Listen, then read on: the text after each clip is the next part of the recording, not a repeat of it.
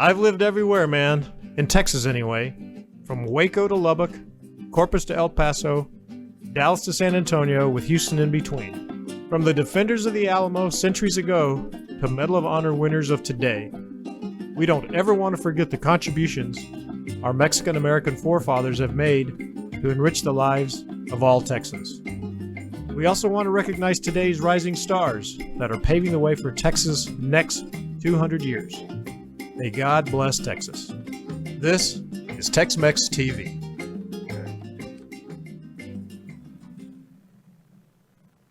Thank you and welcome to another episode of TXMX TV. My name is Orlando Salazar. We're so glad you can be with us today. We have a wonderful, interesting, patriotic guest with us today. His name is Al Zapanta, and I have known him for a number of years, and we're just grateful to have him with us today. He's got a very interesting life, very interesting story. He's been involved with leadership at the highest levels almost all his life, and so we are very happy to have Al with us today. Thanks for being with us, Al. Thank you, Orlando. Look forward to working with you. You bet. So, Mike, I'm going to ask a lot of questions today, and some of the most basic questions. The very first one is Zapanta. I've heard Zapata all my life, but the name Zapanta, tell me about your last name. Comes out of Spain, northern Spain. It's right there on near San Sebastian, which is on the cusp of the Basque Country. And it used to be Zapata, just like when the Moors ran Spain, it was Zapa. And so it all derives from shoes. Zapatos. Zapatos. Yeah. Okay, so a lot of it comes out of the Isabella time that she reigned, and the Spanish fleets were all over the seas, especially in the Orient. And so one of the sea captains was a Zapanta, so we tracked it back to, it was kind of a derivative, and as you well know, names get changed because of maybe a dialect or whatever an idiom might be. Well, they added an M. I like to say, well, he was probably drunk with a lot of seed rock. There you go. So you grew up, where did you do most of your growing up? I grew up in 4 generations from California, East Los Angeles, Whittier, California. I went to school out there as well. Went to East Los Angeles College, junior college, and the University of Southern California. Well, 3 of my degree areas. And then started to matriculate. Became a White House Fellow and started to go east. And then it's a whole other story. So you're an East Los dude. That's it. East Los Angeles. So you have a lot of education. You have a master's degree. I believe you have a doctorate as well. Well, I have what's called a all but dissertation, which means I've completed all my classwork and my writing, but I went to work for an oil company that you'll be very familiar with, ARCO, Atlantic Richfield, and that was in 79 when I was just finishing the doctorate work, and never was able to go back and finish it because they moved me to Tulsa, Oklahoma. Well, in my book, you're a doctor. We'll call you Dr. Zapanta. So you've had an interesting career. A lot of it was in the military. Yeah. Tell us about your early days in the military and then your rise through the ranks. Well, I was a sophomore at the University of Southern California, and this was in the 60s, and Vietnam was starting to heat up, and so I decided to join the California National Guard, and as a way of at least doing service, because all my family members, my dad was a Second World War lieutenant of infantry, and so I just felt I was going to do my duty like many of us from our community and our culture. And so I then would go back to USC and had joined the National Guard unit, and then came back from basic training and then started my career. Joined Special Forces Reserve Unit. They then asked if I wanted to go to OCS, and I did apply. And so when I graduated from University of Southern Cal, I also was pinned as a second lieutenant because it was a coterminus, like a ROTC program, only it was patterned after the Marine Corps, where you can go in and work every summer and be part of that officer candidate, and then end up at your graduation, then you also become a lieutenant. From there, it's just history. Went volunteered for the draft and put 3.5 years active duty. You were in Vietnam. Yes, I went to Vietnam all of 1969. I had decided I was going to be trained as much as I could, so I went to Ranger School, Pathfinder, you name it. Special Forces Officer course was the main one I went through, and launched into Vietnam beginning of '69, which was the second Tet Offensive, and then was asked.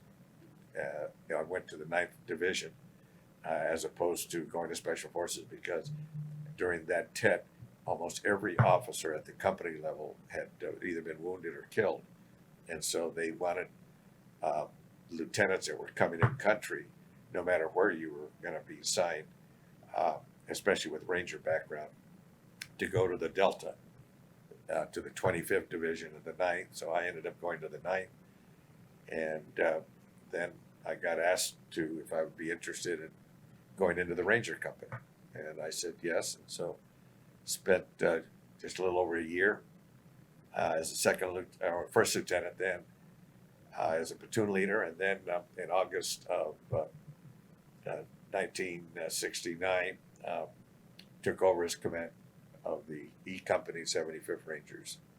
So you saw some battles. Yep. You saw a lot of fighting. Yep. You were awarded the Bronze Star for valor.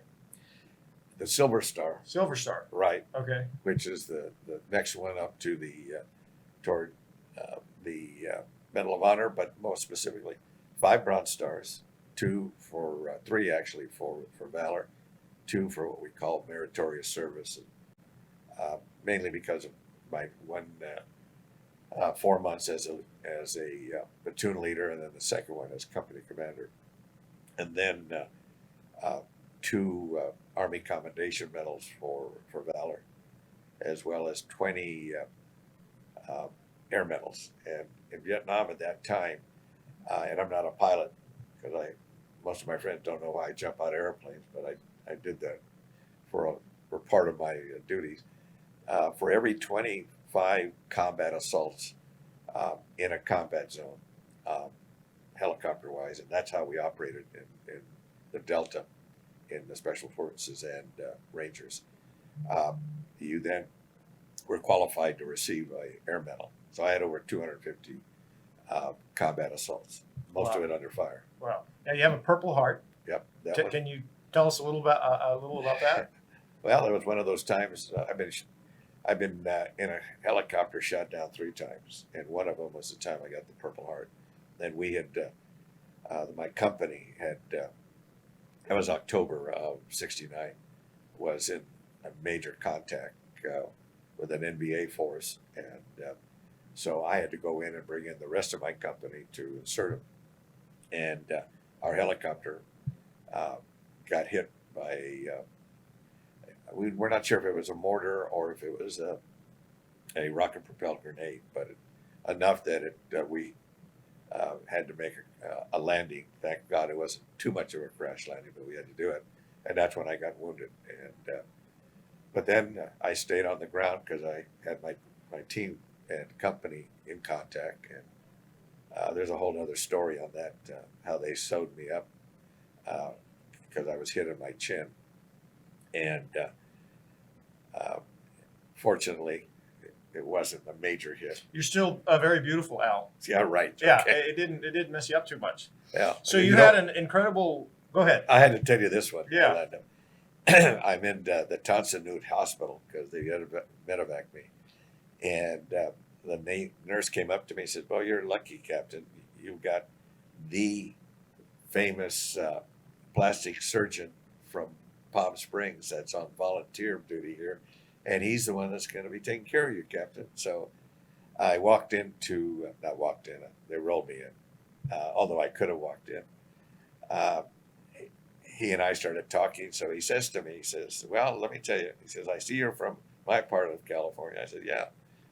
He says, then let me ask you a question. I can either take a part of your rear cheek and to graft it onto your chin, or I can try to see if I can pull it together and sew from inside and everything. And I smiled. I looked at him. I said, I've been called an ass a lot of times, so let's not do that one. Yeah, that's funny. That's a good line. Yeah, you could have worn it, You're right. not on your I could have sleeve, used but it on for your a lot. face. Yeah, exactly. So you had an unbelievable military career, and 36 so years. We're grateful for that. Thank you for your service. Thank you. And you transitioned out of that into the business world. I got very lucky, Orlando. When I came back from Vietnam, and you can imagine, you come back a little hard, I guess. I'm being nice about it. But I was asked, moved back to Whittier, California, which is right next to East Los Angeles. And at that time, there was a lot of movement to try to open up government and services to the Mexican American community in East Los Angeles. And there was a group of 5 of the major, what we call CBOs, community-based organizations. And they had asked, because there was a write-up on me, local boy, local hero comes back, and asked if I'd be willing to come in and take over this new initiative to try to help bring manpower and jobs into what was then known model cities. And I was now back going into USC using my GI Bill to get my master's. And so I said, yeah. And lo and behold, a year later, we had got funded to start the first handicap workshop called Barrio Industries. And I was the first director. And I have to tell you, that was the one great experience. It's still there, by the way, helping a lot of bilingual and monolingual, many Mexican American, but now there's a lot more coming from Central America. Because we got funded for one very specific reason. There was not a Spanish-speaking certified rehabilitation counselor in 1971 and 2 in the whole state of California. Wow. So I did that, and because of that, I was fortunate, nominated, and received a White House fellowship. And then that just brought a whole new world in to me, and that was 1973, 74. Now, what does a White House fellowship mean? There's 14 of us that are selected every year. My year, Colin Powell was part of it with me and a couple of other fairly famous military types. And each of the 14, there's usually about 2 or 3. Now, I was not selected because of my military side. It was because I was running that first handicap workshop and possibly also military, et cetera.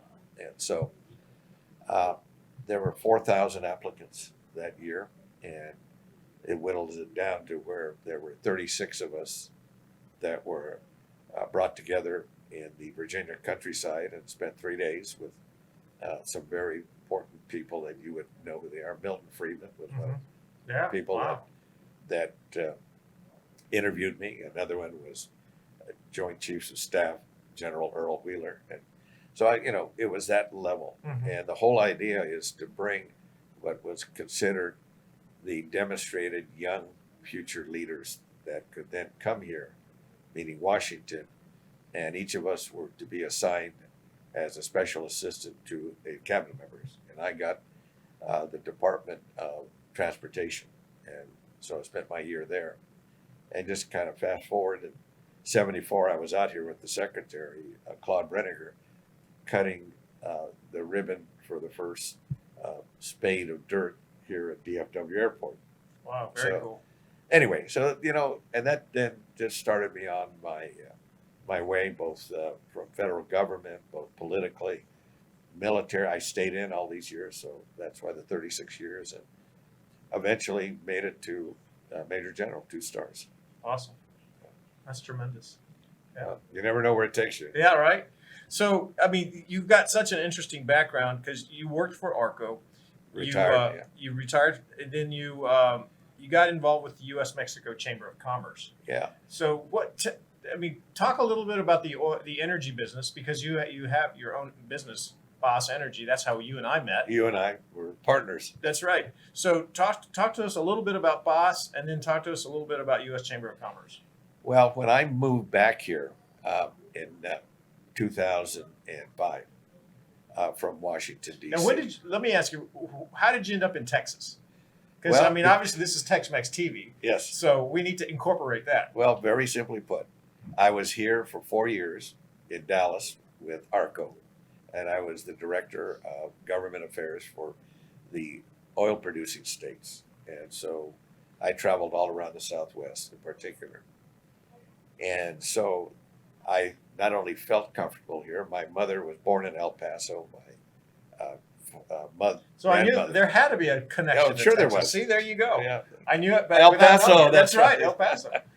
And and that means some of my great grandparents were from Chihuahua. Mhm. And so, anyway, so that I always had a good feeling for Texas, and because there are a lot of veterans and pro-military, Yeah.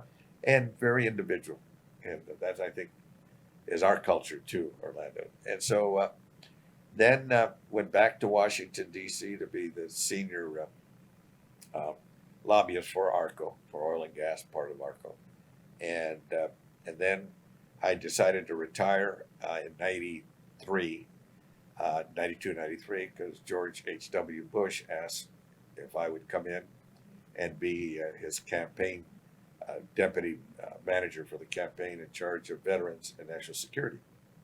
And so I did that. And knowing that I had decided to retire, I had 15 years. And so I took the enhanced retirement, which meant they gave me 5 years on my age and 5 years on my retirement. So I had the full 20 years. And so those days are over in the oil industry, let me tell you. But so I worked in that race and watched us lose because there was a third party that got in by the name of Ross Perot. That A Texan, cost us. unfortunately. Yes. Well, both of them were Texans. Well, I know that. Yeah. But he was the one that we never thought he was going to get over 14%. He got 19%. And so that answered that. So at that point, I was deciding, do I stay in D.C. or do I come back to Texas or what?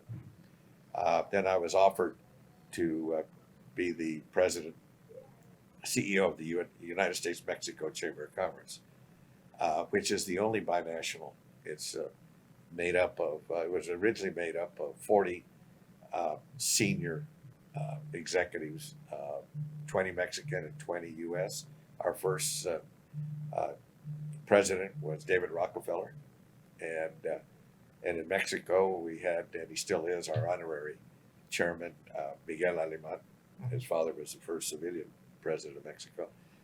And so we built it, and we built it from 2 offices to 10 in the U.S. and 8 in Mexico. And that was, let's see, for me, that was 1993. So you've been involved with the U.S. Chamber, Mexico U.S. U.S. Chamber for all these years. Yep. Wow. 27 years. Wow. And it's time for me to hand it off. Yeah. You know anybody who wants it? Well, that's a good question. I'm sure there's a lot of qualified people. We'll have to talk about that.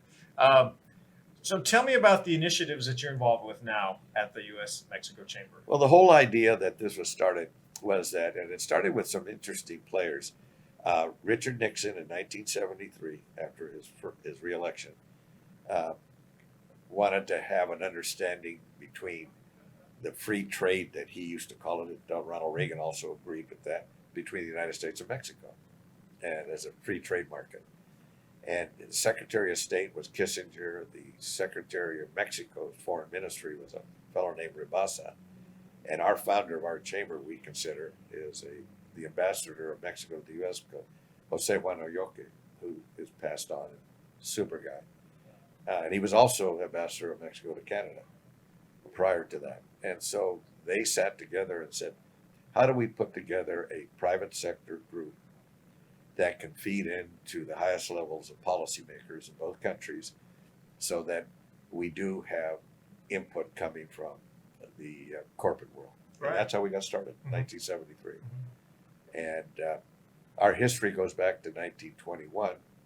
The first and only Mexican Chamber of Commerce in the U.S. was started in 1921 in New York. And that's our New York office because we Wow. took it over. So Very cool. a lot of history. We've been a lot of interesting times. But answering your question, the USMCA, which stands for the United States Mexico Canada Agreement, is really what I call NAFTA 2.0. Mhm. And why do I say that? Because the agreement is 75% of what NAFTA meant and what it is. Right. What was not in NAFTA when we did it, I was very much a part of that with Ronald Reagan's administration, was that we did not have energy in it. You and I would know a little bit about that. We did not have the internet or the ability to have financial trading across Right. digital trade Right. because it wasn't operating at that Right. time. Yeah. Hadn't And been then- invented yet. And we didn't have agriculture or environment or labor. So that's what really came forward. And we have an agreement that is a good one. The problem is, as you well know, Orlando, you can do an agreement or a treaty.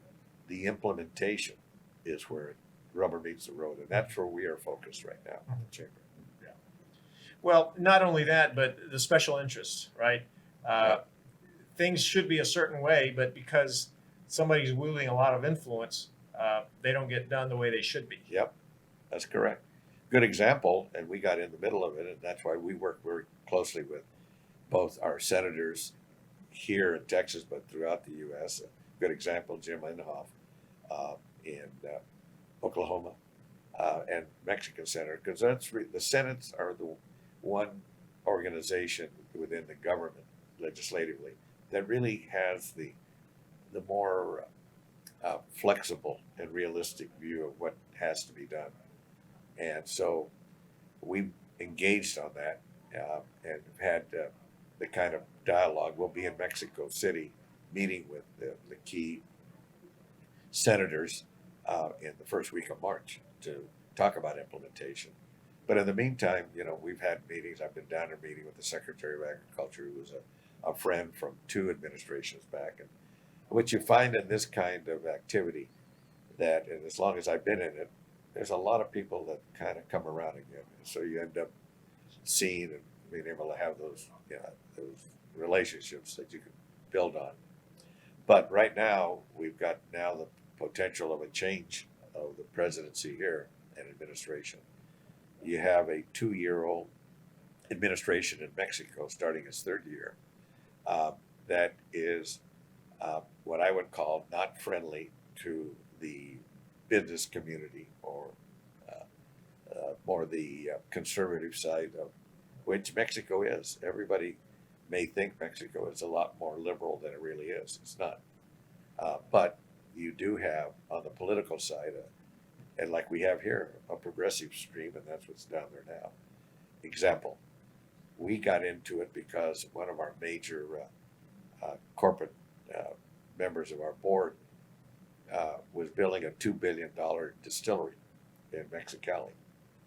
And Mexico, when we did the USMCA, Canada and the U.S. aligned itself and agreed what would be called essential industries, health in particular. Well, Mexico did not do the same, and they did not consider distilleries or refineries essential industry for beer and tequila, for that matter. And there are other areas. So we got into it and had to deal with trying to get that surfaced in the right direction. That $2 billion distillery in Mexicali is still not complete. And so it's sitting there ready to get done. I think it'll get worked out.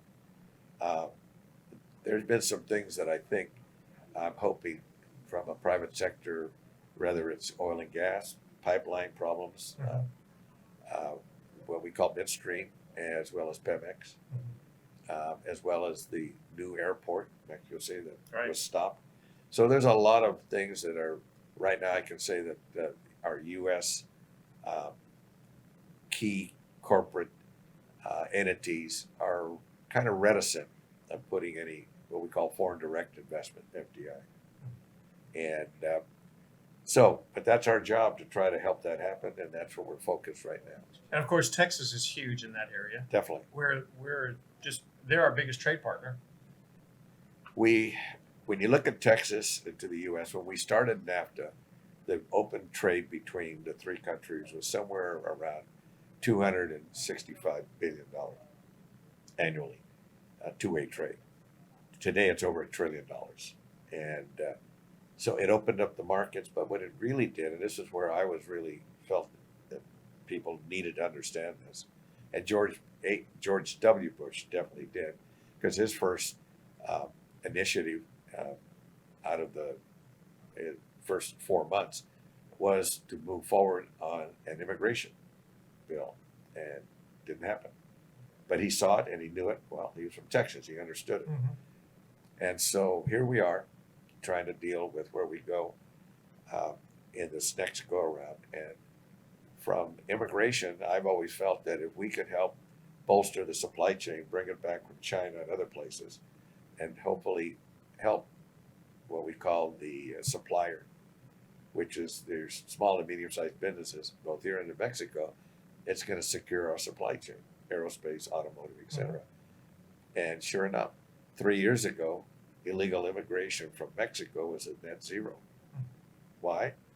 You had that built up, and people that are Mexican working in Mexican small and medium-sized suppliers to the majors, they're going to stay home. Staying home. Thank you. Make it easier for them. Thank you. Yeah, make it better for all of us. Well, we don't have a whole lot of time left, but what do you see coming forward in the future? What do you see as far as Mexico-U.S. trade? What do you see about our folks, our people, getting more involved? What would you like to see? We don't have much time, so keep it brief. But tell us what you see. Well, Orlando, you and I both are focused on trying to make sure that our presence is there in a positive way, conservative way. Because if you look at our culture, because of family orientation, because of our religious basis, our individualism, our entrepreneurship, I mean, it's very clear that that's a positive, and always has been here in our country, in Texas in particular. That's why I continue heading up the U.S.-Mexico Chamber, because I've been now through 3 waves of up and down, so to speak, with the economy. 9/11 was a big hit. But at the end of the day, we maintain, because we're the only ones that is binational, that have that ability to reach across. So I continue to figure that if we can get more of the Hispanic business, both small, medium size, involved in international trade, and Texas is key in that in particular, whether it's with maquiladoras, which is twin plants along the border, but mainly the supply chain of the major sectors, then we continue to grow, we continue to be a positive element. We did it in the military, we've served in every single war, and we'll continue. And I could go on and on. Bottom line is, we are still the unfound nugget, because I used to hear Mexican Americans. Yes, absolutely. Well, we've run out of time, but I just want to thank you, number one, for your service to our country, for your service in the in trade, in business, and taking such a good care of the U.S. Chamber, U.S.-Mexico Chamber of Commerce. And I hope and pray that we find somebody that'll do as good a job as you've done. Thank you so much, General Al Zapanta, for being with us today on TXMX TV. thank you. We'll run a little info at TXMXTV.com. If you have some ideas about someone being on the show that you think would be useful and helpful to spread good information about a certain topic, please let us know. Send us an email to info@TexMXTV.com. In the meantime, thank you for joining us. We'll see you again on another episode of TXMX TV. God bless.